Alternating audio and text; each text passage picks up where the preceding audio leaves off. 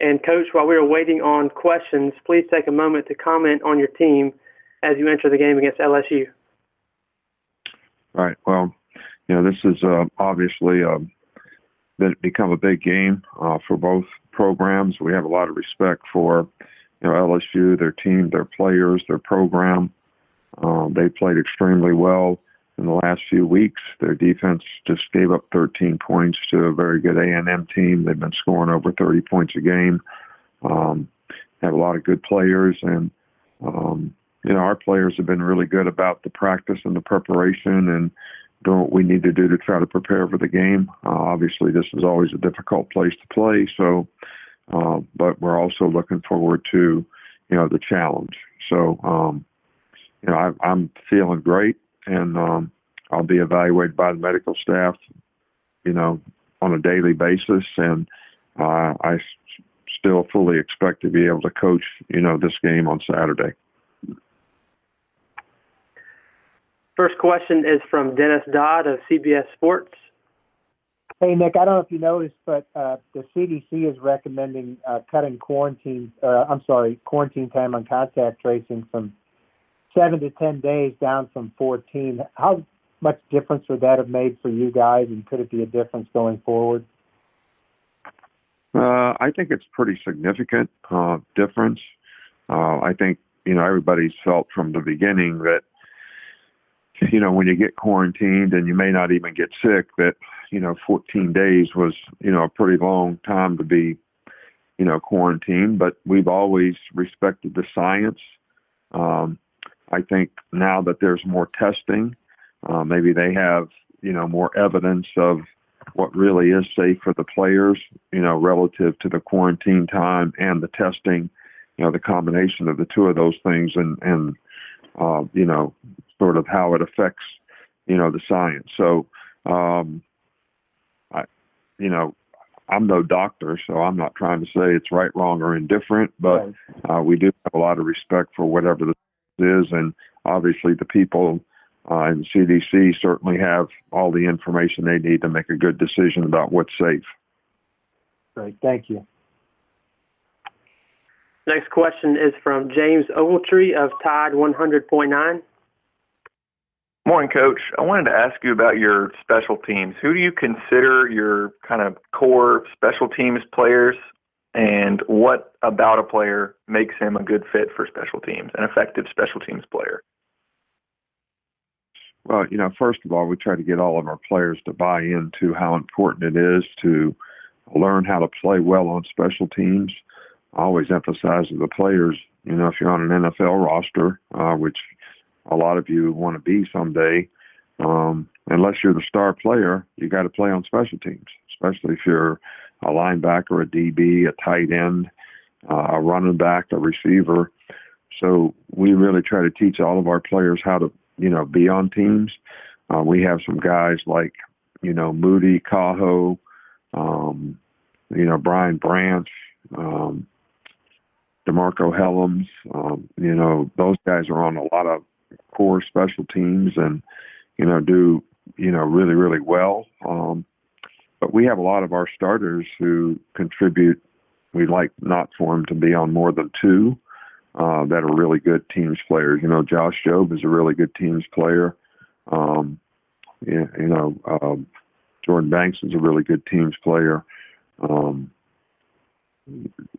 Christian Harris is a really good teams player, but we just try to limit, how much Patrick Surtain's a good teams player. So we just try to, we just try to limit how much and how many teams they're on. Smitty's a really good teams player. So,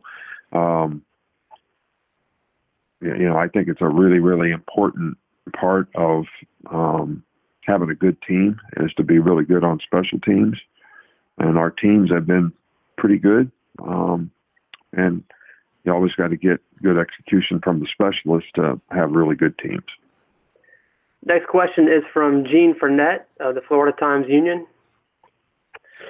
Hey, Coach. You talk a lot using the word the process, not just talking about the team, but also about individual players.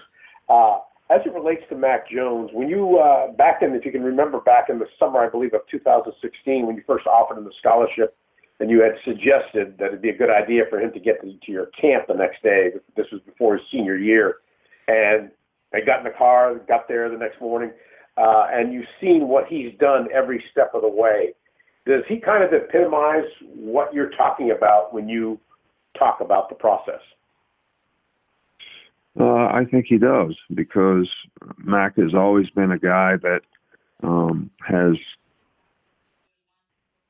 taken coaching really, really well. I think he's a guy that looked at his career more, I need to develop physically, emotionally, mentally, in terms of learning how to execute at my position on a consistent basis. So, his expectation was never about result, about outcome. It was about, what do I have to do to get better every day? And that's what his focus always was. And he really sat behind some really good players, Jalen Hurts and Tua. And so he had a chance to see their example, so he could see it done correctly in a lot of ways and try to emulate that. But that's one thing that, Mac was really, I think, special when it came to, I'm going to focus on what I can control, and I'm going to work hard to try to improve. And that's where his, sort of mindset has always been, and I think it's paid tremendous dividends for him. One quick follow-up on Mac. Obviously, there's a lot of people that are talking about him as a Heisman candidate. You certainly have not been a coach to go out and campaign for individual awards for your players. But are you at all surprised that he has been able to elevate to the level that he's at right now in a fairly short amount of time? We have a lot of confidence in Mac. We want him to continue to be able to focus on, what he needs to do to execute each week, and, go through and process one play at a time, what his read is, where he goes with the ball, so that he can continue to have success. And again, I'm not an outcome-oriented guy. And when you talk about awards, you're talking about outcomes. And I think the best thing you can do is focus on what you got to do every day to get the outcome that you want. Matt can probably tell you, winning is probably the most important thing to him. And that's what we're going to try to stay focused on, what we can control and the challenges that we have with the games that we have left. That's all the time for today, Coach. Thank you. All right. Thank you. Obviously, we're very excited to have Alabama this week. Great football team, great football coach. Well, for the challenge, it's going to be a big challenge. They're very explosive on offense. One of the best offensive lines we've seen in a while. Great skill players. Mac Jones having an outstanding year. Najee Harris, Devontae Smith, excellent players. It'll be a big challenge, but we're ready for it. First question today is from Jacques Doucet of WAFB. Hey, Coach. Good morning. Morning, Jacques. Hey, Coach. This might be a question for down the line, but I guess I've assumed, and a lot of people have assumed, that Miles Brennan will come back next year and be in the mix for your quarterback spot. Do you expect him to be part of your plans in 2021? Sure. We have not discussed that. We're just taking it one game at a time. But those are things we're going to discuss. I have not talked to his parents or anything. I think the first thing that we're concerned with is Miles' health and getting him better, and whether that be an operation or whether that means something that we can get better through rehab. And, Coach, I think you've made 3 road trips since he got injured, and he's made every road trip, right? I mean, he's been there and watching and been with the team. How much does that mean to you that he is still that much invested in what you guys are doing? And Miles has been invested in LSU football since he was a young man. So he's a great young man. He's good to have around. He's good to have around for the quarterbacks. Good to be in the quarterback room. Next question is from Glenn Guilbeau of USA Today, Louisiana. Coach, looking back, considering how the defense struggled earlier in the season and most of your guys were recruited to play 3-4, should y'all not have gone to a 4-3 so quickly or maybe done that gradually? Or You know, how do you look at that now? I don't think that has a lot to do with it, Glenn, because of the fact that most of our mistakes were explosive passes, and it was in the coverage. Now, whether you're playing a 3-4 or 4-3, those coverages will still, the same coverages can still be run out of both fronts. So that's one thing. I thought that we had personnel. Our personnel had fit more of the 4-3 scheme than the 3-4. So I don't think that had much to do with it. What would you say were the main reasons of the struggles through the first few games? Well, we didn't have spring football. Okay, number one, a lot of new guys in live action, but missed assignment and explosive plays, and a lot of them came down to communication. A lot of them came down to technique and fundamentals that we just weren't ready to execute at a high level. And we could have called some better defenses and better coverage. We could have made some better adjustments. Thank you. Next question is from Michael Casagrande at AL.com.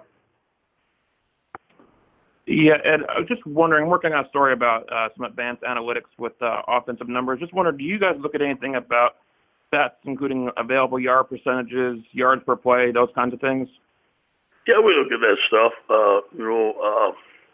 Do I study it night and day? No offensive guys look at it. I kind of studied analytics about game management stuff, and that's about as far as I get into it. Thank you. Next question is from Brooks Cabina of The Advocate. Hey, Ed, a little further down the week, have you gotten any further about where you stand with your quarterback situation Saturday, whether it's Finley or Johnson? Only Wednesday. Okay. And with, haven't seen him in the past couple of games, what's Mo Hampton's status right now? Is he available? Yeah, he is. He's available this week and ready to go. And also, I don't know if I don't recall, but Torrey Carter just got reinstated yesterday and is available for this game, so he will play. Okay, thank you. All right, man. Next question is from Bob Holt of the Arkansas Democrat-Gazette. Hey, Ed, how you doing? Bob, how you doing up there? I'm doing okay. Trying to stay warm. It's getting kind of cold. You guys were lucky you played here when you did. Yeah. Hey, with the young quarterbacks, just how are they doing this week? And do you think, opening up the competition is good for both of them? I think it is good for both of them. Probably both of them will play, as you saw in the Texas A&M game. But the one thing that I wanted to give them confidence was that, it's about all 11. It's about all 11 protecting the football. It's just not about one guy. And I told him, I said, I can't put turnovers and I can't put anything on the young quarterbacks. We got to protect them better. And something, I haven't looked up every team, but you guys won up here after being not playing for 3 weeks. I think Florida beat Missouri after not playing for 3 weeks, maybe some other teams. I would have thought that being off that long would be a detriment. You'd get rusty, but it seems, I don't know if it kind of refreshes everybody, but it seems like teams that have those 3-week layoffs are doing pretty good. Does that surprise you, or what do you think the reason for that might be? Well, I know for us, but we had a 3-week layoff after a loss. So nobody was happy around here for 3 weeks, Bob. I can promise you that. And the practice were spirited. They were tough. They were physical. But we got 3 weeks to get better at LSU, and I think that's what you're seeing. Instead of game planning each week for another opponent, we spent 3 weeks to get better on ourselves. Okay, thanks. All right. Next is Dennis Dodd from CBS Sports. Hey, Ed, I know the season's drawing to a close, but how big a difference would it have made if some of these quarantine lengths were shortened? The CDC yesterday said it was going to recommend 7 to 10 days. I think the conference is operating at 10 to 14. Yeah, obviously that's not my wheelhouse, Dennis, but the less the better. Obviously, if they'll approve it, I think it'll help us. Yeah. All right. Thank you. Next is Steve Moulton from WZZN. Hey, Coach. Hope you're doing well today. All right, Steve. You've mentioned it a couple of times, the Alabama offensive line. What impresses you most about that group, Coach? They're big, they're physical, they're fast off the football, they're a good zone scheme, they're a good gap scheme. Obviously, Najee helps them, but I think they all work in tandem together. I studied Alex Gibbs' zone scheme, and they run in the exact same things, a little bit different, but everything is tied in together. They all work in unison together. They're very well coached, and there's some really good players. There's some NFL players on there. There's some potential first-round draft choices up there. They're big and they're physical and they're athletic. And Coach, with signing day right around the corner, what do you think about this class? And is everything you think secure for maybe a lot of early signings for your class this year, Coach? We're looking forward to that. Not everybody's going to sign that we want, obviously, but we're targeting a bunch of them to sign us. Obviously the mid-year graduates are going to sign, and I think that we're going to have the majority of our players sign, but we're going to have to leave some scholarship opens. There's going to be some big guys out there that don't want to sign until February, and also graduate transfers. Thank you, Coach. All right. Thank you for your time today, Coach. All right.